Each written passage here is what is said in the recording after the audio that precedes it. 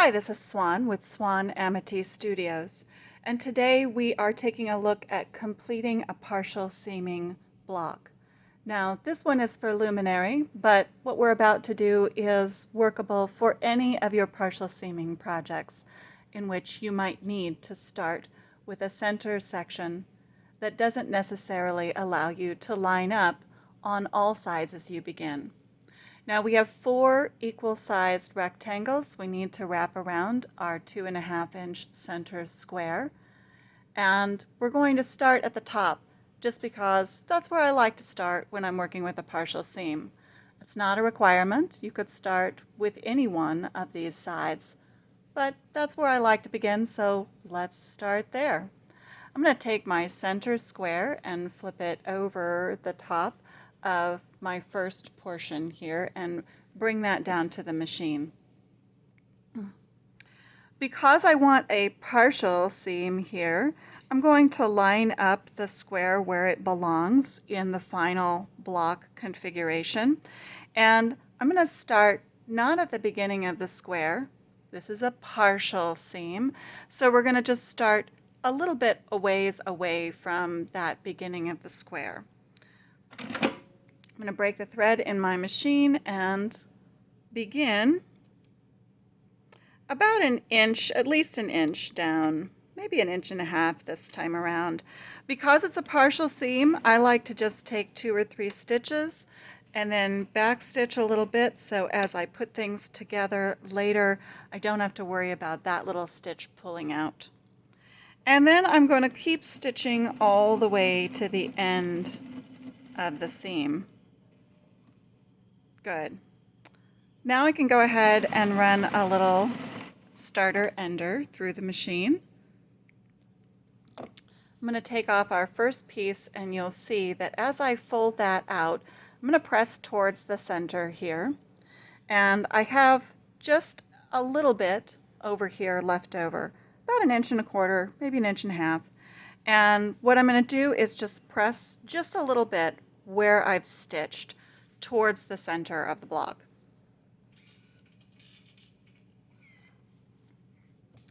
Now you'll see that our next piece is going to line up perfectly with what we have here. So I'm going to get out some pins and we're going to put this next portion together. So there we go, lined up along the bottom edge there. And let's just pin into place a little bit. I like to pin at the top and the bottom of the added section first. And because I'm using a seam guide, I am aiming my pins away from the center of the block. You'll notice that with luminary, these 2 seams in the center are going to nest, so you know everything is in the right place if those kind of come together on you pretty well. And once I've got all my pins in place, check the other side, make sure it looks good. We're going to go through the machine. This time we're stitching a seam from top to bottom, exactly as we would with any normal block construction. And I'm going to run a little ender through there as well. Now, if I was doing this for lots of blocks, I would just chain in the next section and keep going. If you watch a lot of my videos, you know that if I can get chain piecing out of a project, that's what I'd prefer to do. And now we're going to come back and we're going to press again towards the center of the block. This time we're pressing the whole seam towards our original section.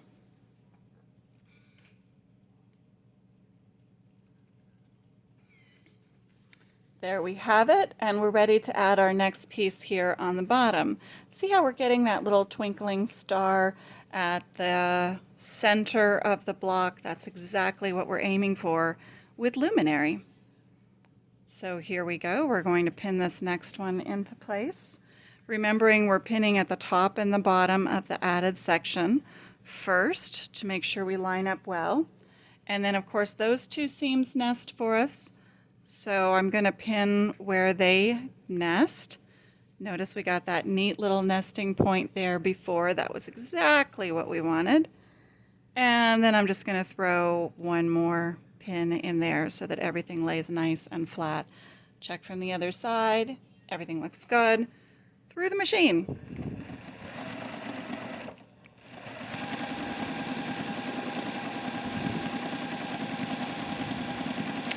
Regular unit, just like we would with any other block construction. We're going to do that one more time with our last unit that we have to put together. As we take this one, once again, we're pressing towards the interior of the block, this direction.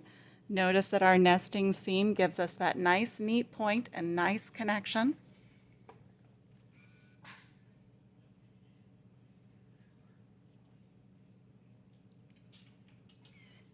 There's our press out. That's looking great. Look how beautiful our star is forming.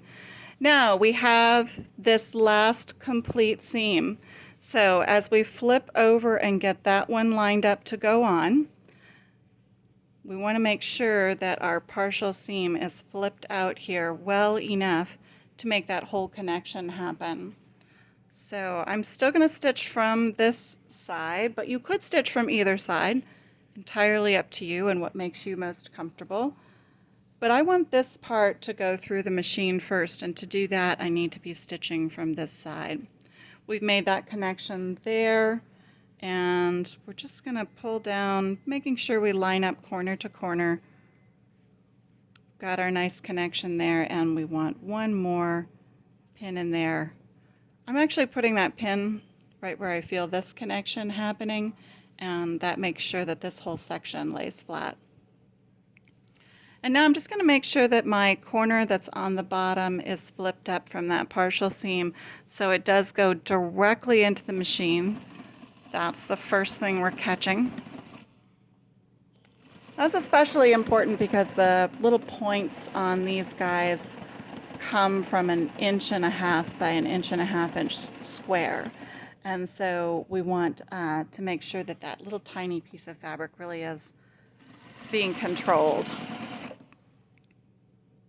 Okay, so that was our last complete section. And now we're just going to press that, like all the other ones, towards the center of the block.